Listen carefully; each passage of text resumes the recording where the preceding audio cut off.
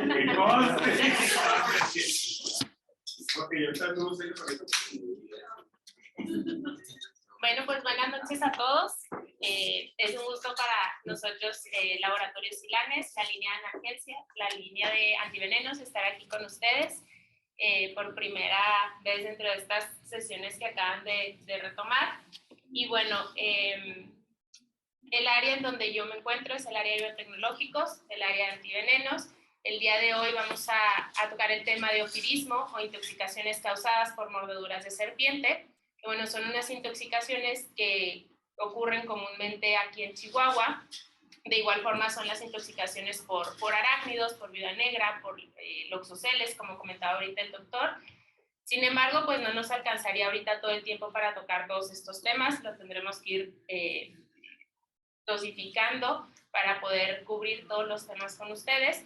Y pues bueno, cualquier duda que tengan, pregunta la podemos ir resolviendo durante la sesión o bien al final de esta.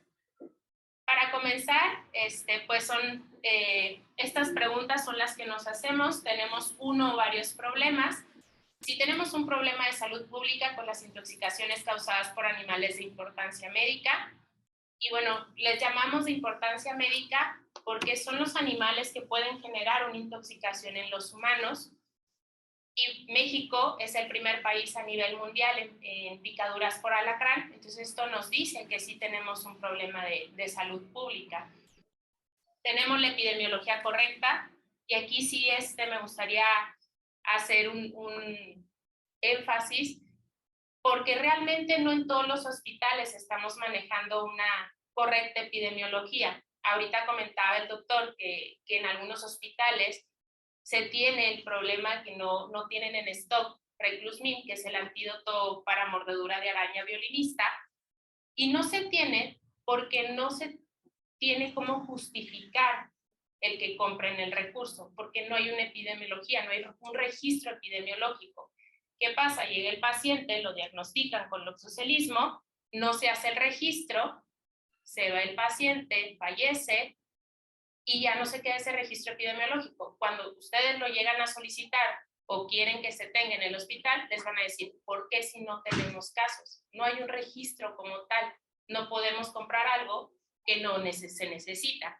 Entonces, pues es muy importante tener este registro epidemiológico con todas las intoxicaciones para que se pueda tener el recurso adecuado y tratar a sus pacientes de manera correcta. Los médicos están capacitados para realizar un diagnóstico certero y bueno, para esto son estas sesiones, para estar en constante actualización, el que ustedes sepan en dónde se tiene el antiveneno, cuáles se tienen para que ustedes puedan tratar a sus pacientes. Y pues ahí vamos al punto número 4, que es la disponibilidad y posibilidad de tener los antivenenos. Parte de mi trabajo es que todas las instituciones públicas y privadas tengan el antiveneno. En las instituciones privadas es difícil que se tengan estos medicamentos. Sin embargo, ahorita yo les puedo comentar que el único hospital privado que tiene los antivenenos es el Hospital Ángeles, aquí en Chihuahua. Dentro de los hospitales de gobierno, IMSS tiene para mordedura de serpiente, para mordedura de Latrodectus y para picadura de alacrán. En el caso de los hospitales de Secretaría de Salud y de ICISAL, tienen para todos las mordeduras y las picaduras. Mordedura de serpiente, mordeduras de araña, tanto viuda negra como loxoceles, y picadura de alacrán y mordedura de coralillo. Entonces, hospitales de Secretaría de Salud y ICISAL están completos, y en el ISSSTE, en algunos se tiene para mordedura de serpiente y para mordedura de viuda negra, y hay otros que sí tienen para picadura de alacrán. Depende de la zona de donde se encuentre el hospital del ISSSTE.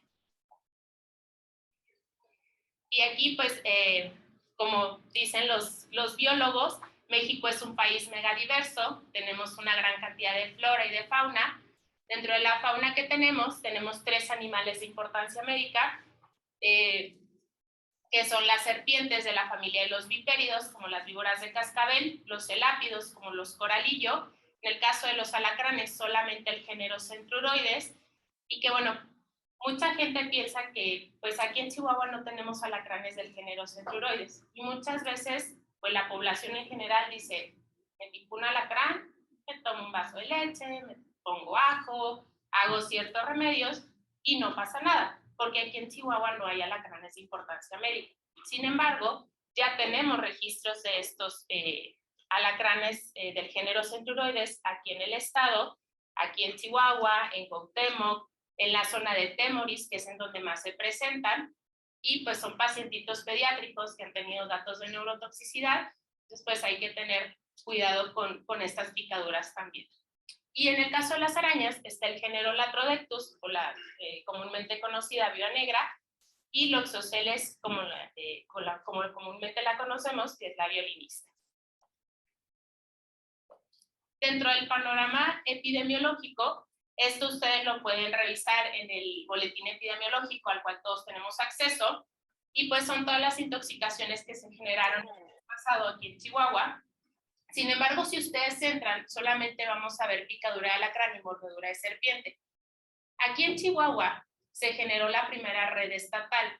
Es una red TOPS estatal que está conformada por urgenciólogos, por toxicólogos, por aracnólogos, biólogos, herpetólogos, y que en conjunto trabajamos para que se haga un buen registro epidemiológico, se hace trabajo de campo para hacer estos registros de las especies en nuestro estado, y se trabaja también para apoyar a los médicos que se encuentran en primer contacto con estos pacientes a interconsultas cuando lo necesitan.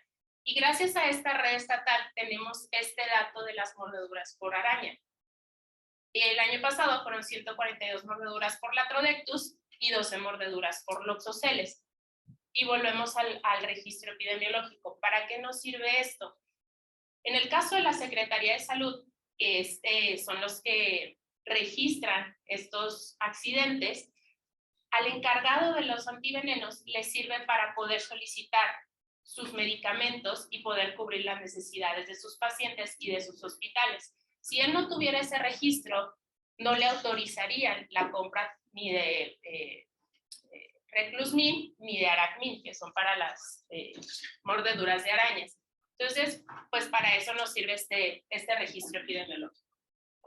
Aquí, pues como les decía, así se conforma la red y pues si pueden ver, no es un diagrama de flujo hacia abajo, un organigrama hacia abajo, sino es en círculo porque todos nos apoyamos con identificación de especie, con el diagnóstico y que bueno, no es una red cerrada. Cuando ustedes quieran formar parte de esta red, nos pueden contactar, nosotros los podemos ingresar al grupo y bueno, podemos hacer aportaciones también de ustedes hacia nosotros. Como parte también del trabajo de esta red se generaron unos compendios que son los compendios estatales que están en la página de Red Tox y que se pueden descargar de forma gratuita. Estos compendios tienen la información de los hospitales que tienen los antivenenos para tratar a estos pacientes, que tienen personal capacitado, tienen mapas de distribución de especies y que muchas veces nos preguntan, ¿para qué nos van a servir estos mapas de distribución de especies? Si yo me voy a Temoris, me voy a dar cuenta que lo que más está presente en Temoris son los alacranes de importancia médica y es lo que más voy a necesitar para tratar a mis pacientes. Si yo me voy a Cuauhtémoc, en Cuauhtémoc hay una mayor cantidad de pacientes mordidos por vipéridos, entonces necesito tener antiviperino allá. Si me voy a Ciudad Juárez, hay mayor mordedura de araña, porque hay más registros de Latrodectus y de Loxoceles, tengo que tener el antiveneno para tratarlos a estos pacientes. Para eso sirven estos compendios. Y bueno, pues esta problemática tiene varios puntos. Dentro de ellos, pues es que hay, año con año aumenta esta incidencia de picaduras y de mordeduras. Y pudiéramos decir, bueno, pues si hay capacitaciones, hay difusión, pues se concientiza a la gente de que no agarre a las arañas, de que no agarre a las serpientes, de que no las mate. Pero bueno, pues también nosotros como población vamos creciendo. Y ya la interacción con estos animales, pues es más común. Simplemente, pues los fraccionamientos que se encuentran en la zona de acá por la Cantera, por Aldama, allá por Ciudad Juárez, y que ya hemos tenido casos de pacientitos pediátricos mordidos por serpiente en los patios de sus casas, porque ya la interacción hay un desconocimiento utilización de los venenos y el desconocimiento de la biología de las especies. Como población en general también la gente no sabe qué es lo que le va a causar una mordedura o una picadura y no sabe cuál araña es de importancia médica o no. No sé si les ha pasado, hay mucha gente que le tiene mucho miedo a las arañas, ve una araña y ¿qué es lo primero que hace? Pues le da el chanclazo y la mata. Y a lo mejor no era una araña de importancia médica, pero es tanto el miedo que pues las matan. Entonces, pues realmente no saben cuáles sí les va a causar daño o una intoxicación severa y cuáles no, y qué va a pasar en su organismo. Está la diversidad en los esquemas de tratamiento, como decíamos ahorita, que se ponen ajo, se ponen sábila, se toman un vaso de leche, y que todos estos tratamientos, y lo pongo entre comillas, lo único que hacen es retrasar la atención médica y complican el diagnóstico una vez que llegue el paciente a la unidad médica. Hay falta de literatura médica local. Aquí pues me gustaría invitarlos, ustedes que realmente son el primer contacto con estos pacientes, que si tienen experiencia, que yo creo que la mayoría de ustedes ya han tenido experiencia con estas mordeduras, estas picaduras, que lo puedan plasmar, que puedan hacer un journey, un artículo, y que nosotros como Red Toxinológica, y como Laboratorio Silanes los podemos apoyar pues, a que se publique en la página, a hacerlo difusión, para que se quede esa información de lo que se trata aquí en Chihuahua, de todas estas intoxicaciones que se han tratado aquí en los hospitales del estado.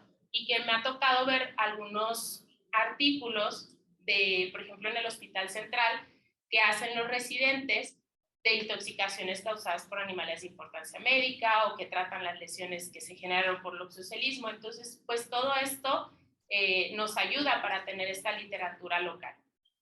Es el miedo y el mal uso de los antivenenos.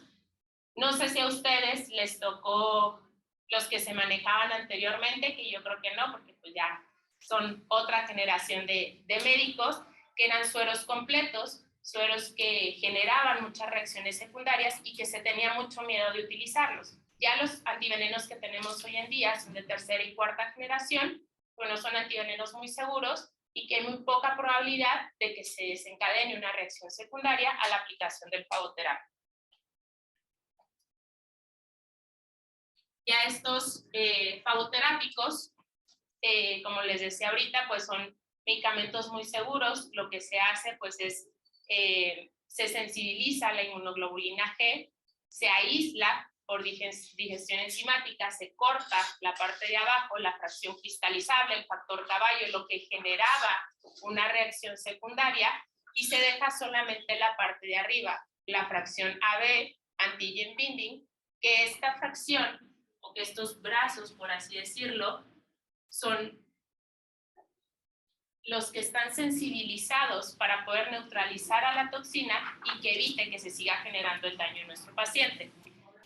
Ahora bien, en algunas ocasiones pues van a llegar pacientes embarazadas, y con las pacientes embarazadas pues se tiene más cuidado en los medicamentos que se les aplican.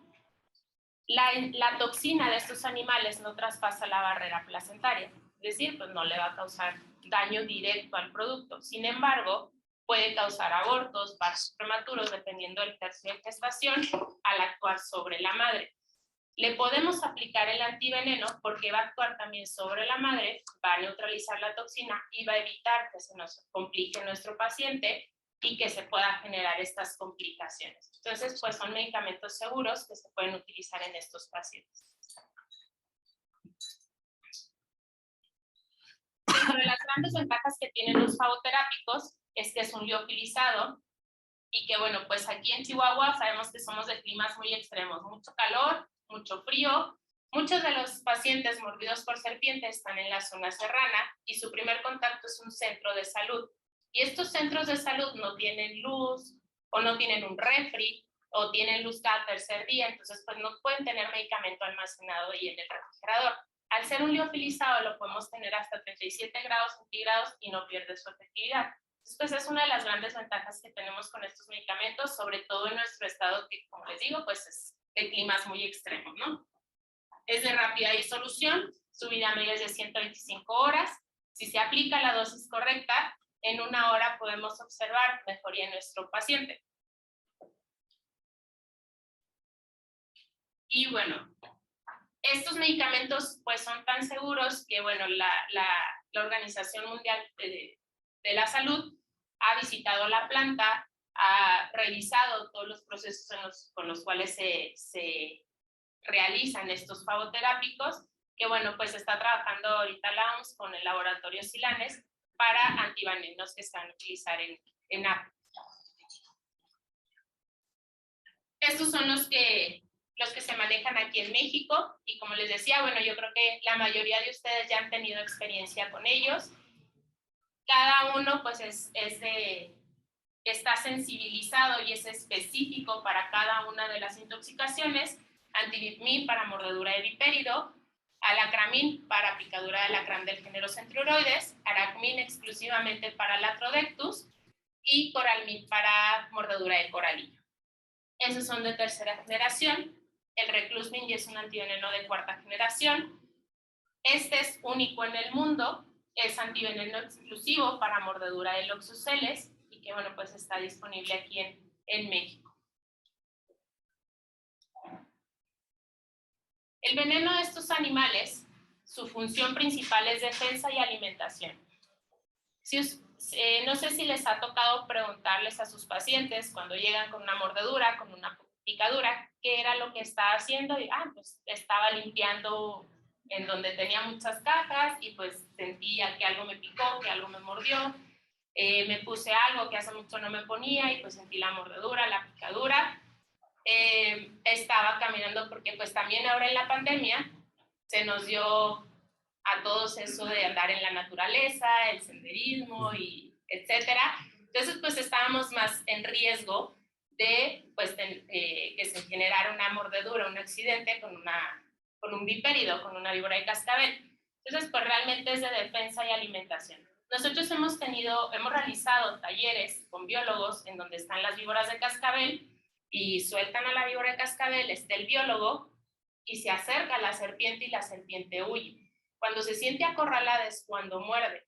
Entonces, pues realmente se defiende. No, todo eso que dice la gente, me persiguió la serpiente hasta que me alcanzó y me mordió, o saltó como 3 metros para morderme, pues todos esos son mitos. Nada de eso es realidad. Y pues su veneno contiene neurotoxinas, contiene enzimas que sirven para paralizar a su presa, que no se vaya, que no recorra mucha distancia, y enzimas que son predigestivas, que le sirven para una vez que ya va a digerir a su presa, pues ya sea como un licuado por dentro y pues sea más fácil digerirlos. Factores de riesgo, pacientes pediátricos, que también aquí tenemos mucho cuidado con nuestros pacientes, con sus pacientes pediátricos. Cuando llega un pacientito, pues es menor la cantidad de medicamento normalmente que se le aplica. En el caso de los antivenenos, es mayor cuando el paciente es un paciente pediátrico. ¿Por qué? Porque su masa corporal es menor. El veneno va a recorrer más rápido el organismo y hay que aplicar una mayor cantidad de antiveneno para que se neutralice más rápido y no se nos vaya a complicar. Al igual, un paciente con alguna enfermedad de base, diabetes, hipertensión, algo que ya traiga de base, pues se nos va a complicar más rápido y hay que aplicar una mayor cantidad de medicamento. No sé si hasta aquí vamos bien. Siento que voy así rápido, ¿no? Bueno, dentro de las... México es el primer lugar a nivel mundial en serpientes de importancia médica. Y pues tenemos 2 grupos, no venenosas, culebras, boas, pitones, ratoneras, anacondas, no generan una intoxicación severa o no son de importancia médica. Dentro de las venenosas está la familia Viperidae, en donde vamos a encontrar víboras de cascabel, nauyacas, cuatronarices, bufadoras en toda la República Mexicana y que su efecto es necrotóxico, miotóxico y hemorrágico. Dentro de la familia de los celápidos están los coralillo, que son parientes de las mambas y de las cobras, que su veneno es neurotóxico, y que bueno, aquí en Chihuahua hay presencia de algunos coralillo, pero en una parte muy aislada del estado, entonces por eso no tenemos tanto problema con las mordeduras de coralillo. Se tiene el antiveneno para cuando se requiera, pero realmente no tenemos varios años que no se registra una mordedura por coralillo aquí en el estado. Dentro del panorama epidemiológico estatal, pues estos son los municipios y los hospitales que atienden a la mayor cantidad de pacientes mordidos por vipérido, y que no quiere decir que nada más estos hospitales o nada más estos municipios atiendan a estos pacientes, sino son los que más atienden a nivel estatal. Va a haber ocasiones en donde también no sé si a ustedes les ha tocado que el paciente llega y esto fue lo que me mordió o esto fue lo que me picó, ¿no? Y a veces a mí me han platicado, nunca me ha tocado verlo, que llegan hasta con una botella esa de 2 litros, la serpiente ahí adentro, y pues cómo la metieron, quién sabe, pero pues aquí está. ¿Cómo la vamos cómo ustedes la pueden diferenciar o identificar? Pues está el apoyo de los biólogos, porque también pues ellos son los expertos, por eso no me voy a meter mucho en la identificación, pero pues los puntos más importantes para poderlos identificar es si tiene cascabel, no hay pierde y es de importancia médica. Solamente los vipéridos tienen pupilas verticales u ojos de gato, tienen escamas quilladas, no sé si las alcanzan a ver, que están como levantadas de la parte del medio. Su cabeza es en forma de triángulo, o es de los biólogos dicen que en forma de corazón, en donde en esta parte de aquí, bueno, en la parte de acá están las glándulas del veneno. Y también no sé si han escuchado que mucha gente de los ranchos dice, si le cortas la cabeza la vas a matar. La serpiente es puro músculo. Y hay un video, de hecho, ustedes lo pueden buscar, está en YouTube, en donde le cortan la cabeza a la serpiente y se queda la cabeza de la serpiente. Pero al ser puro músculo, pues sigue teniendo esos impulsos. Y si le acercamos la mano, va a detectar el calor y va a morder y va a inocular el veneno porque las glándulas están en la cabeza.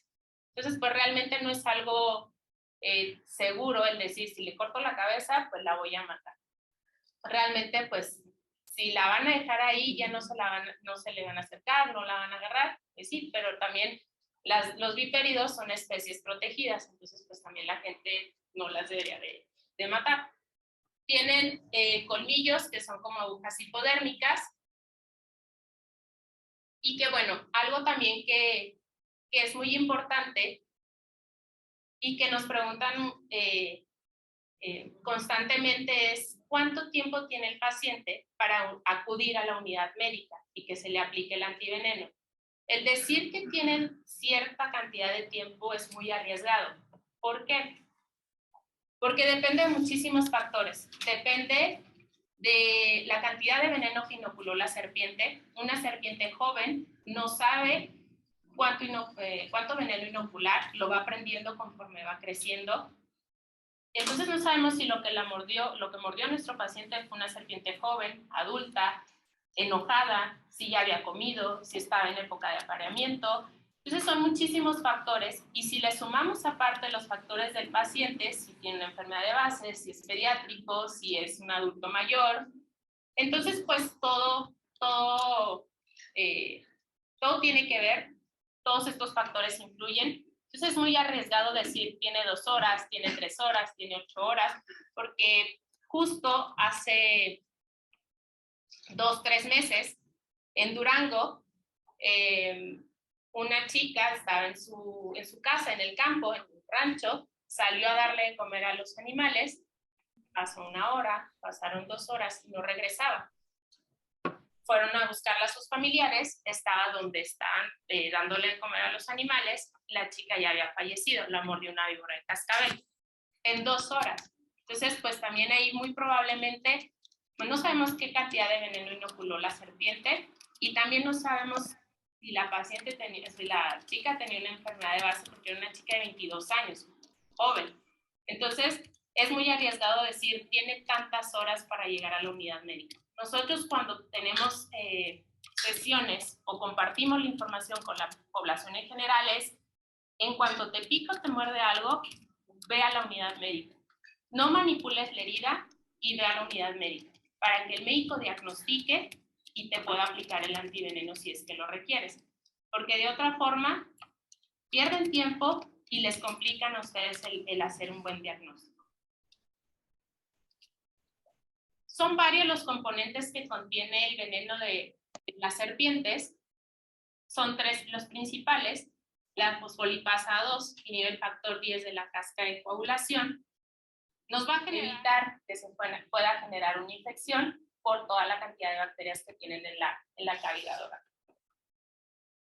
Hay varios grados de intoxicación.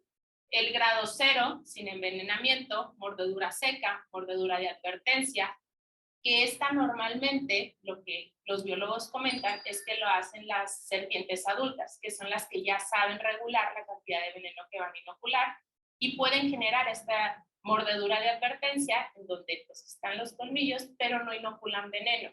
Es aquí estoy, no me estés molestando, y es la advertencia que le dan a la persona.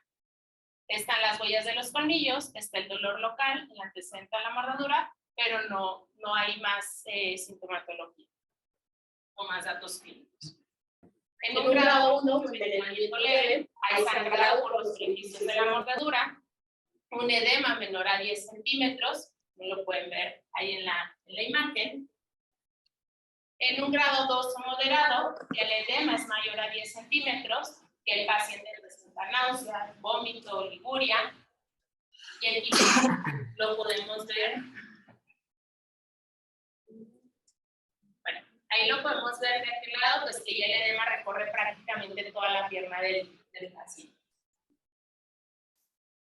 Aquí tenemos otro ejemplo de un grado de envenenamiento, en donde ahí es el personal médico que le gusta manejarlo así, hay personal médico que no le gusta manejarlo así, dependiendo de cómo quieran llevar ustedes el seguimiento de su paciente.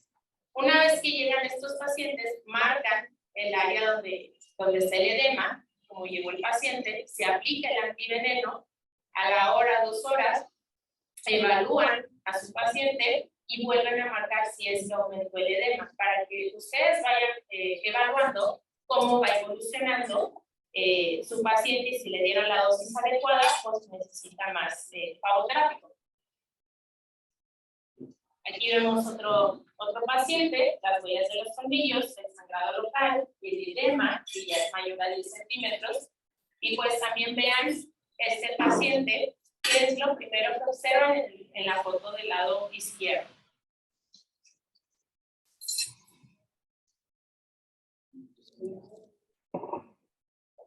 El edema aumentado. ¿Y cuántas horas llevan en la unidad médica? ¿No? Ya bastantes horas ahí en la unidad médica y el edema sigue aumentando. ¿Qué nos va a decir eso? Así es, que el tratamiento no ha sido el adecuado para ese paciente, que no le están aplicando las dosis correctas. Entonces, muy probablemente ese paciente, además de edema, el trauma por la mordedura, pues ya se empiezan a generar otras complicaciones, falla renal, si no lo siguen tratando correctamente o si no le aplican la dosis adecuada, pues se puede generar ya este síndrome compartimental, pues cuando lo llevan a hacer fasciotomía, entonces pues ya se generan muchas otras complicaciones. No hay un estudio en laboratorio que nos diga, este paciente tiene tanta cantidad de veneno, hay que aplicarle tanto antiveneno. Todo es por ojo clínico, y yo creo que ustedes lo han visto. Viendo al paciente, evaluándolo, es como van a saber qué cantidad de antiveneno le van a aplicar, porque ningún dato laboratorio me va a decir cuándo le tengo que aplicar. Estos datos de laboratorio me pueden ayudar para saber cómo va mejorando mi paciente, sin embargo, pues no me van a decir cuándo le tengo que aplicar, pero pues son de apoyo para ir viendo cómo va mejorando. En un grado 3, o envenenamiento severo, y el paciente empieza a presentar necrosis en área afectada, dolor abdominal, parestesias. Ya las hemorragias son por cualquier orificio del cuerpo, no nada más por los orificios de la mordedura, y por los datos de laboratorio muy alterados. En un grado 4, o envenenamiento muy severo, Ya nuestro paciente pues está mucho más complicado, disfunción orgánica múltiple, su paciente se puede chocar, entrar en coma, entonces pues ya es un paciente con muchísimas más complicaciones de cuando llegó, si es que no lo tratamos a tiempo, o a lo mejor llegó así en este grado de intoxicación, porque es un paciente que viene de la sierra, porque es un paciente que tardó muchísimo tiempo en acudir a la unidad médica. Esta es la guía de tratamiento y que aquí les trajimos unas para que las tengan en físico. Al final les voy a dejar un QR por si lo quieren descargar en su celular. Y que son las dosis que se recomiendan para tratar a estos pacientes dependiendo de la intoxicación. En la mayoría de los hospitales hemos tratado de dejar pósters que tienen las guías de tratamiento de todas las intoxicaciones. Si alguno de ustedes está en un hospital donde no esté, porque sí me ha tocado que lo llevamos y les prometo que a la semana siguiente que vuelva a ir ya no esté el póster, lo quitan a lo mejor porque limpian o porque se lo llevan a su casa. Entonces, si en los hospitales donde están ustedes no tienen póster, ahorita si quieren me dicen y paso a dejarles más. Pero bueno, pues estas son las dosis que se recomiendan. Dosis de inicio, mayor cantidad de niños que en adultos, y dosis de sostén cada 4 horas durante 24 horas, si es que se requiere. ¿Y por qué decimos 24 horas nomás? Porque regresándonos al inicio, dijimos que el antiveneno tiene una vida media de 125 horas. Entonces ya no tiene caso aplicarlo por más de 24 horas si las dosis que estamos aplicando son las correctas. Si todos lo hicimos de acuerdo a la guía de tratamiento y nuestro paciente va mejorando, ya no hay necesidad de aplicarlo más de 24 horas. Lo único que vamos a hacer es alzar nuestro. Ahora bien, ahorita pues nada más tocamos el tema del turismo, mordedura por vipérido, porque pues ya si nos vamos también a el ácido, pues vamos a llevar más tiempo, como les decía al principio. Pero pues algo muy común es que no haya en muchos hospitales, o no en todos, hay nada más en lugares estratégicos, antiveneno para mordedura de coralillo. Y es muy común que, por ejemplo, en otros estados, un paciente mordido por coralillo y lo único que tienen es antiviperino. ¿Y qué hacen? Bueno, de eso nada, se lo aplico. Sin embargo, decíamos también que cada uno tiene toxinas específicas, son toxinas diferentes. Unas son neurotoxinas, las otras son citotóxicas, neotóxicas, hemorrágicas. ¿Qué va a pasar? No la va a encontrar, no la va a neutralizar y el paciente se va a seguir complicando. Entonces no tiene ningún caso que yo le aplique antiviperino a un paciente mordido por coralillo. Lo único que voy a hacer es gastar recurso y hacer que mi paciente se complique. La terapia antidopal es la terapia de primera elección para estos pacientes. Lo primero que debemos aplicar son los antídotos. Ya una vez que mi paciente o pacientes estén recuperados, pues ya ustedes saben cómo dar seguimiento con analgésicos, con las terapias para las complicaciones que haya tenido por el veneno, pero lo de inicio pues es la terapia antidopal. El manejo en el sitio del accidente, si es que a ustedes les toca estar presentes cuando sucede un accidente de estos, pues es tranquilizar al paciente. Entre más alterado esté, pues sabemos que la toxina va a recorrer más rápido el organismo. Trasladarlo lo antes posible a la unidad médica, evitar la actividad, retirar todo lo que le pueda causar presión y limpieza solamente con agua y jabón. Si no se tiene jabón, solamente agua. Evitar utilizar agua oxigenada, alcohol, insulina, así, todas esas cosas, tratar de evitarlas, solamente limpiar con agua. ¿Qué no se debe de hacer? Pues yo siempre les digo, pues todo lo que normalmente se ve en las películas, en las series, pues es todo lo que no se debe de hacer, ¿no? ¿Qué vemos? Pues que al protagonista lo muerde una serpiente y que lo primero que hace la crucecita y succiona el veneno. Realmente, pues con lo que va a hacer la incisión, está sucio, no está esterilizado, se puede generar también alguna infección. Al momento de succionar el veneno tenemos muchas bacterias en la boca, pues podemos ayudar a que se genere esta infección. Y si nosotros tenemos una lesión, también nos vamos a intoxicar. Entonces ya vamos a hacer 2, no nada más 1. No aplicar hielo, no dar alcohol, que luego en ciertas unidades les dan alcohol con hongos alucinógenos y demás, entonces pues el paciente se complica. Llega muy feliz ahí con ustedes. No sé si se han fijado que en Estados Unidos sí se comercializa mucho el succionador de veneno, los aparatitos para succionar el veneno.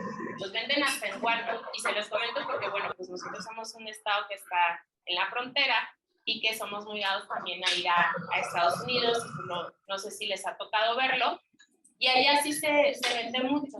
Realmente esto que venden, lo único que hace es lesionar más en donde fue la mordedura o la picadura y pues no va a quitar todo el veneno que está inoculado en el paciente.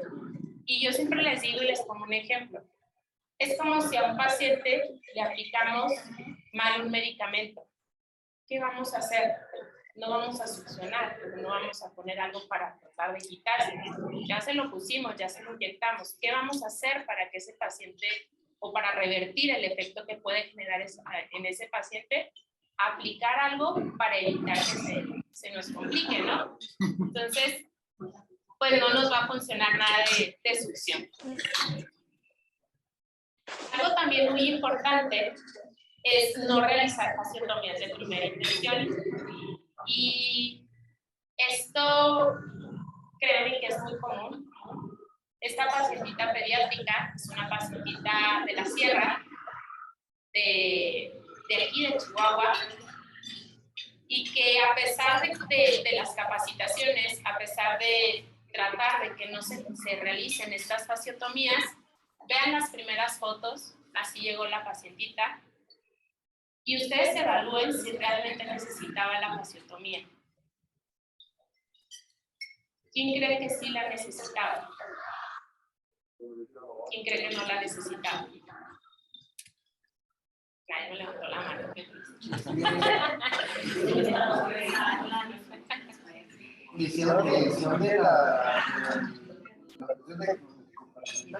Realmente lo único que pasó fue que llegó la pacientita, la vieron, le empezaron a pasar el fagoterápico e hicieron la fasciotomía. Eso fue lo que hicieron así. Ya no hicieron. Es que para hacer una fasciotomía necesitas hacer las presiones de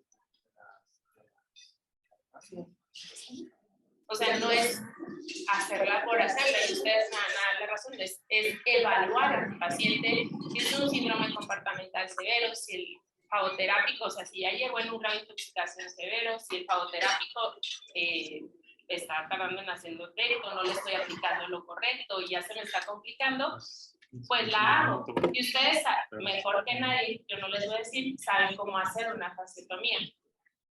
Esta pacientita, así como se los comenté ahorita, así lo hicieron. Es una pacientita de la sierra que le van a hacer su curación, la van a dar de alta. ¿Ustedes creen que va a regresar a su mamá para hacerle las curaciones? No va a regresar. Si no regresan para cosas más sencillas, menos para estas situaciones. Se le va a infectar. ¿Y qué va a pasar? Pues son más complicaciones. Entonces, pues por eso nosotros decimos no hacer fasciotomías de primera intención. Ustedes saben que hay que evaluarlas, no hay que hacerlas así nada más porque sí. Como decía el doctor, o sea, pues es evaluar si la necesito, si no la necesito. Muchos pacientitos van a llegar con torniquetes. Es muy común también, sobre todo también les decía, pacientes de la sierra, incluso pacientes de la ciudad, que les digo, esto lo vemos tan seguido en las películas, en las series, lo que alcancen a agarrar y eso es lo que se amarra. Y llegan así. Y hay veces que van a llegar, antes de llegar a la unidad médica, ya ven que el bracito, la piernita del pacientito está muy manchada, ya lo ven muy morado, ay, se lo voy a quitar, y se lo quitan. Entonces, complicación segura para ese paciente. Entonces, pues es al momento de que llegue este paciente con el torniquete, ustedes saben cómo lo van a ir retirando y que antes de retirar el torniquete hay que aplicar en la otra extremidad el pavoterápico y ya después ir retirando el torniquete. Estas son algunas de las tratamientos que hace la gente antes de ir con ustedes y yo creo que les ha tocado muchísimas más de las que vemos aquí. Ajo, sábila, leche, comerse a los alacranes, a las telarañas, todos los tés sabios y por haber, untarse en armadillo, que yo siempre digo que es más fácil ir a una unidad médica que encontrar un armadillo, sentarse en un burro al revés, por el flote del burro, pues ya no subía la toxina a la cabeza. ¿No? Al revés así de... No.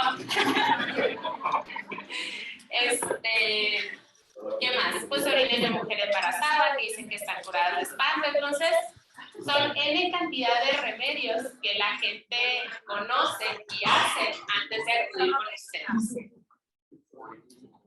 Recordar pues que el antídoto solo neutraliza el veneno, no me repara tejido dañado, órganos dañados, solamente va a evitar que se siga generando este daño. Y bueno, pues ya casi para terminar, invitarlos a que descarguen la aplicación de RedTox. Es una aplicación gratuita para todos los dispositivos móviles.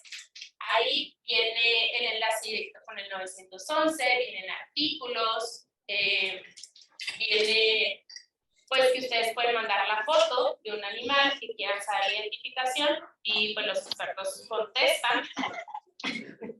¿Qué más? Pues todo lo de los hospitales con personal capacitado y medicamentos para tratar a los pacientes. Y pues está la página también de RedTox. Y aquí, pues para los que tenemos niños chiquitos, sobrinitos, hay un apartado que se llama RedTox Kids, que los niños son muy curiosos y andan agarrando a las arañas, a los animalitos. Pues aquí los vamos, en ese apartado de RedTox Kids es para que ellos vayan conociendo la fauna que tenemos, qué me puede causar daño, qué no, pero pues entendible para los niños. Pues. Y aquí está la guía que les decía ahorita, es el QR por si la quieren descargar en su celular, digo, si no, pues aquí está en físico.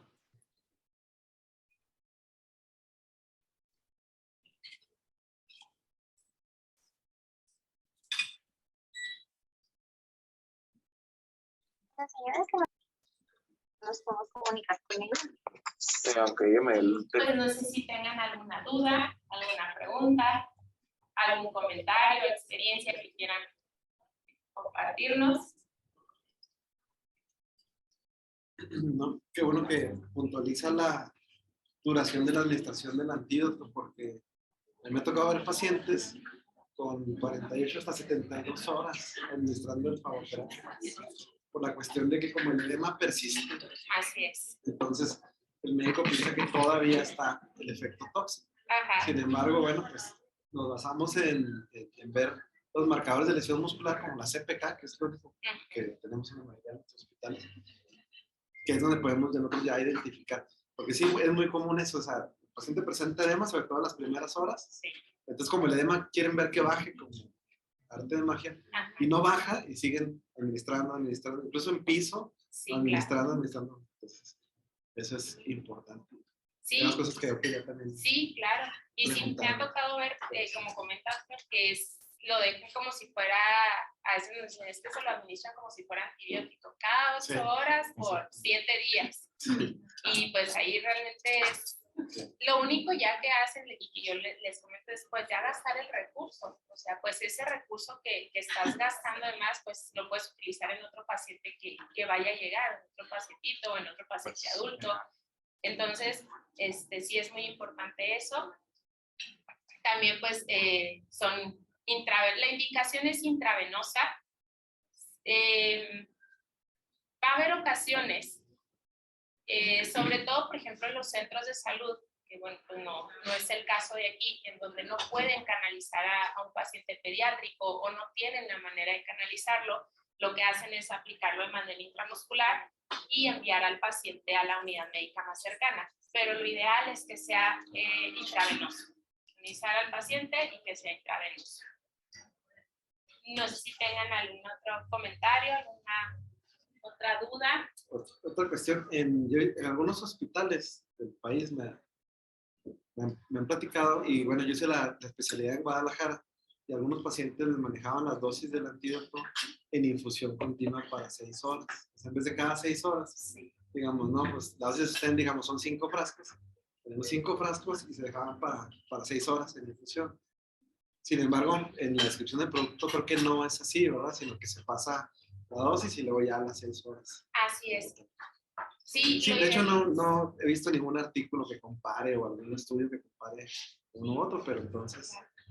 Y realmente sí es muy importante también eso, porque es pues la dosis inicial en 1 hora, 40 minutos, 1 hora, y de ahí evaluar si requiere dosis de sostén cada 4 horas. Pero nos ha tocado, por ejemplo, que dice la guía de tratamiento 10 viales y lo que hacen es aplicar 2, o en infusión, o 2, y a las 3 horas otros 2, y a la hora otros 3. Entonces, pues ahí lo que estamos haciendo pues es realmente no le está ayudando al paciente a que la toxina se neutralice más pronto, sino pues estamos espaciando el tratamiento y el paciente se va complicando. Sí, es muy importante también eso. Sí. Hay algo que, bueno, yo tengo entendido que el aracnín no sirve para la araña violinista. Sin embargo, en los hospitales es muy usado. Que como no hay reclusmin, les ponen aracnín porque es polivalente. Entonces, bueno, nunca lo he leído de que no sirve, pero yo siempre me he peleado de que no sirve. ¿Es cierto? Sí, el veneno del Atrodectus es una neurotoxina. La araña Loxosceles, lo que principalmente causa la lesión es la esquinfomelinasa D, entonces pues son totalmente diferentes. Hay veces que sí nos dicen, es que sí le puse aracnil y funcionó, pero muy probablemente no hicieron un buen diagnóstico, no era a lo mejor una lesión por Loxosceles y por eso dicen que funcionó, porque pues en el caso del oxocelismo pues son más de 35 diagnósticos diferenciales con los que se pueden confundir principalmente, es con una pie diabético, con celulitis, Cualquier otro insecto. cualquier otra que cause lesión. Entonces a veces se confunden con el diagnóstico, piensan que el oxocelismo aplican aracmil y dicen es que sí me funcionó, cuando realmente pues no era un diagnóstico del oxocelismo. Entonces, pues sí, son toxinas diferentes, no va a funcionar una para otra. Como dice usted, pues no es específico para cada uno. Y pues eso ahorita, por ejemplo, donde se tiene reclusmil son en los hospitales de Secretaría de Salud y de Ixizal. Me ha tocado que en hospitales del IMSS y en hospitales del ISSSTE se hace compra por paciente específico. Si se hacen el diagnóstico del oxocelismo, lo piden, me ha tocado llevárselos fin de semana, normalmente los pacientes van el fin de semana o en la noche, entonces me ha tocado llevárselos, y pues así no lo tienen en stock ni IMSS ni ISSSTE, pero es por paciente específico. Sí se puede adquirir así. Pero pues lo que es Secretaría de Salud y Ixizal sí lo tienen en el hospital. Infantil, general, central, en Parral, en Cuauhtémoc, en Casas Grandes, en Juárez, en los hospitales sí lo tienen. Sí, me tocó una niña que llegó mórbida, pero por el macho de la Atrodectus.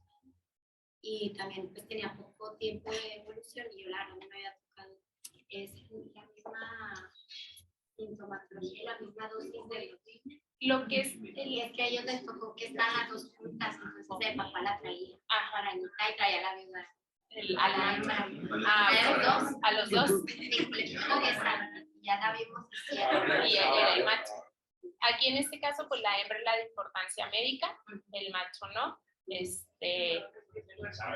Sí, pues Que tienen muy realmente- chiquitos los sí, están muy quelíceros. pequeñitos los. Lo que se nos hacía raro es que era una niña de 5 años y ella decía, es que me duele la garganta. Y es que, o sea, traía como que también el papá la... Y yo dije, no, pero, o sea, que yo siempre la Ajá.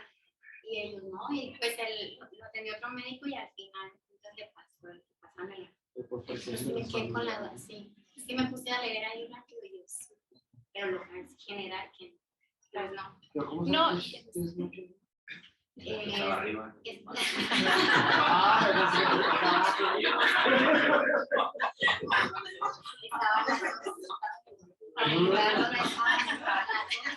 el macho que es muy chiquito, pero tiene un puntito rojo también.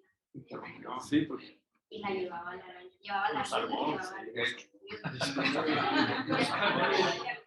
y el que la picó era. O sea, nomás por el tamaño. ¿Sí? Sí, el macho es más pequeño, mide como 10 a 12 milímetros y la hembra es más grande, de 30 a 35 milímetros, y la hembra es la que se ve como panzoncita. Ajá. Cochinones.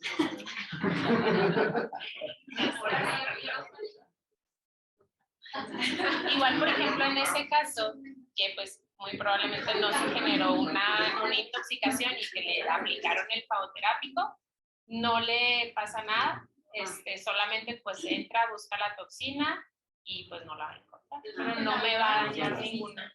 ¿Perdón? Así es. Pues yo creo que sí, porque la niña sí traía los síntomas y como traía las dos arañas, sí, del médico. Pero si es el macho, no. Sí, no, como comentó el doctor, realmente están muy pequeñitos sus quelíceros y no, pues no alcanza y no. la conducta es vigilar, o sea, y el que más el cuadro clínico, o incluso llega mucha gente, no, si fue una vida negra, y evalúas y no tienes nada. Y bueno, dentro de todas las intoxicaciones, pues la más sencilla o fácil, por así decirlo, de identificar, pues es la mordedura de vipérido, porque pues vemos las huellas de los colmillos, el sangrado, el edema, entonces ya vemos eso y es una mordedura por vipérido. En el caso, por ejemplo, de una mordedura por latrodectus, una picadura por alacrán, es difícil ver la lesión y sobre todo si es un paciente pediátrico, pues hay veces que todavía no hablan los niños y pues no nos dicen, no nos pueden decir en dónde le picó, en dónde le mordió, y como no se genera una lesión como tal, entonces pues también es complicado y pues hay que ver la sintomatología. Entonces, les dejo mis datos, están aquí, igual si leen el código QR, pues les aparece mi tarjeta de contacto y ya para que lo puedan guardar. Cualquier duda que tengan, yo siempre estoy a la orden, interconsultas, o si ustedes se quieren sumar a la red estatal, también son bienvenidos. Sobre todo, pues ustedes que son, como les decía ahorita, pues el primer contacto con estos pacientes y tienen muchísima más experiencia que muchos de nosotros en este tipo de tratamiento, de tratar a estos pacientes. Realmente ustedes los reciben, ¿no? Entonces, el que se quiera sumar es bienvenido. La verdad, es un grupo multidisciplinario en donde pues todos nos apoyamos. Si necesito un hospital, si necesito en un centro de salud, en una unidad médica, ahí nos escribimos y pues entre todos nos movemos para que el medicamento esté lo más pronto posible y se pueda dar un tratamiento adecuado y oportuno a los pacientes, que al final de cuentas pues es lo que más importa. Claro. Nada más damos oportunidad a si los compañeros que están en línea tienen alguna pregunta hacia nuestra ponente, por favor la puedan externar. Vamos a darles unos 30 segunditos. A ver si por lo pronto. Bueno, pues agradecemos a Tania Muñoz. acompañarnos, por la disposición en la plática que nos viene aquí al colegio. En nombre del doctor Jesús Lozano, presidente de este colegio, queremos otorgarle un reconocimiento por su ponencia. Gracias.